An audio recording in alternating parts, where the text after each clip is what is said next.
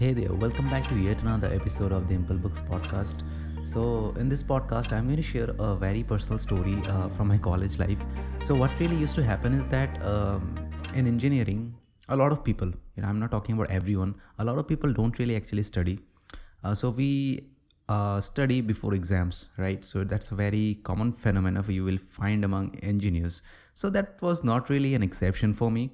So, when exams used to come, so I used to study, right? So uh, I always search for things like on the internet, like how to be efficient at something. Even if I am brushing my teeth, I used to search on my on Google, right, how to brush your teeth correctly.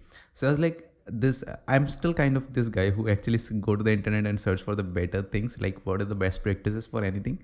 So yeah, I was just trying to search like how to study before exam and stuff like that and blah blah blah and whatnot. So suddenly I found this technique called the Pomodoro technique, which was really attractive to me. I don't know why, because maybe for the reason that Pomodoro is nothing but a tomato, and tomato looks crazy nice when you see it on screen. So I thought, okay, let's give it a try. So the Pomodoro technique is very simple. It was actually invented by, I think, this guy name is Francesco Cirillo something. So he actually invented it.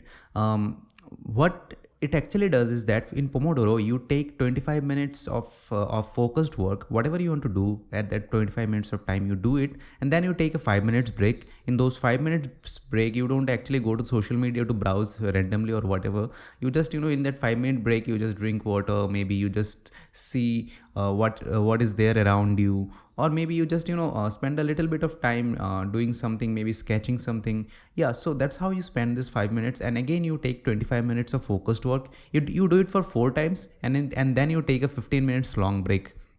That's how Pomodoro works.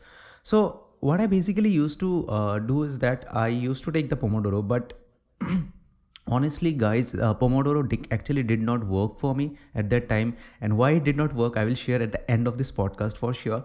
But let me tell you that whether Pomodoro currently works for me or not, yes, it does work for me. Then that's why I'm making this podcast, because in the book Limitless, Jim Kwik said that when if given a number, right, if suppose I give you a set of numbers, like or maybe set of strings to remember, like apple, banana, or maybe fruit name or anything to remember in a sequence, chances are that you will remember the beginning and the end of it, right? So it's that's how our brain works. If you see a long number, suppose I have given you 10 phone numbers to remember, chances are that you will remember the beginning and the end of the numbers, right?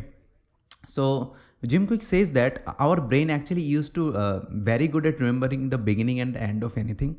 So he says that whenever you are learning something, it's very important that you create more beginnings and more end, right? So that's why he also recommend that you use the Pomodoro technique. So after reading that book and his podcast, many podcasts actually, so I thought, okay, I will give a Pomodoro a go, and it's really working nice and fun for me. So, but I did some changes to the Pomodoro technique, not exactly the actual core of it, but I did some changes, and that's why I think it is working for me, because I have seen on the internet that for most of the people, they are saying that Pomodoro is not working for them. So in this podcast, I will be sharing like not three techniques actually, three ideas to think about when you actually start using Pomodoro technique in your day-to-day life. So if you're not using Pomodoro technique, I highly recommend you do it first. Then try this three idea in your mind. Like, so the first idea is that Pomodoro is not for everything, right? I won't say that Pomodoro is not everyone. I feel that Pomodoro is for everyone out there in the universe, right? Anyone can use it and anyone can get benefit out of it, but it is not for everything. That's the first problem that we do, right? We try to push Pomodoro into everything. When we learn about something, we think that okay, we need to put this thing into action, but Pomodoro is not for everything, right? Suppose I'm making this podcast. Suddenly 25-minute timer hits and I was like, okay, I'll just pause the podcast and I will come back after 5 minutes. I will totally lose the flow here, right? So that is not working for me. That is not a working Pomodoro. Now you might be saying, okay, you increase the time from 25 minutes to 50 minutes. So that may works. It may or may not. Maybe I'm again in the zone in the 50th minute. How can I use Pomodoro technique in such situations, right? When I am not sure that how the time will flow, how the things will go on, right? So Pomodoro is not for everything. So if in certain cases Pomodoro is not working for you, try to use it in a different context or different scenario.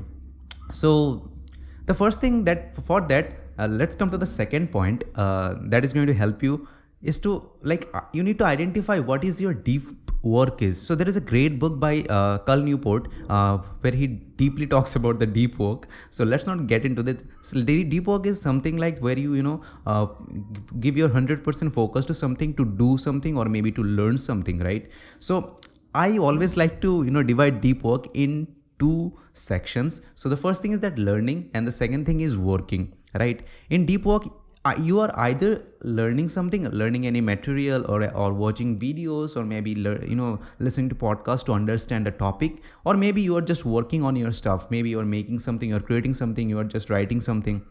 So that can be two things that you can do in the deep work. So what really I do is that when I'm learning something in the deep work, I use Pomodoro technique as it is, the raw version of it, which is called like 25 minutes break and 25 minutes, not 25 minutes break, that would be crazy, all right? So 25 minutes of work and then 5 minutes of break. That's what I do when I'm learning any material. Suppose I'm learning a new concept which came to the picture. So I'm just learning it. So that's where I use the Pomodoro technique, the 25 minutes and 5 minutes break. After that, if I'm working, so suppose I am working on a new problem or maybe new challenge that I got from the work and I need to implement it in a certain way. So in that case, I know that this task is going to may take 4, 5, 6 hours in total, right? In that case, what I basically do is that instead of taking 25 minutes of work, I take 50 minutes of Pomodoro, 50 minutes of work time and 10 minutes of break, 50 minutes of work time and 10 minutes of break. That's how my Pomodoro looks when I'm actually working, right? So that's how it works for me. You might be saying, how can you come up with this number like 50 minutes work and 10 minutes break? That's totally up to you. You need to experiment with it. But I guarantee you guys, if you start Pomodoro with more than 25 minutes while working, I'm sure that you are going to stick to it. Because see, when we're working deep, I don't think that 25 minutes is enough, right? Maybe you're learning something, or maybe you're writing something, maybe you're just working on a coding problem or challenges, anything like that. It takes time, guys. When you're into the zone, you don't want to break out of it, and it takes more than 25 minutes. That's what I feel, right? But when you're learning something, that's totally different. You want to give your brain a break to take a step back from the material to think about those things in on those 5-minute break as well. What really happens is that suppose I'm reading something and I'm not finding it interesting, right? When I take the 5 minutes break, I just think about like what I'm learning, what the hell I'm doing, right? Is this going to be useful for me? But when I come back and I just read the material, I'm like, okay, now I can connect, right? So instead of going like crazy, so you just take breaks. So that's what Pomodoro is all about for me. Pomodoro is all about the breaks are very important. That's what I feel, right? So let's come to the last point, which is the third point, which is that's the reason actually because I could not get the most out of Pomodoro. Actually, I abandoned Pomodoro when I was in college. So what actually used to happen is that I used to, take 25 minutes of reading time and learning time and just used to take 5 minutes break. But at the last Pomodoro, I never used to stop.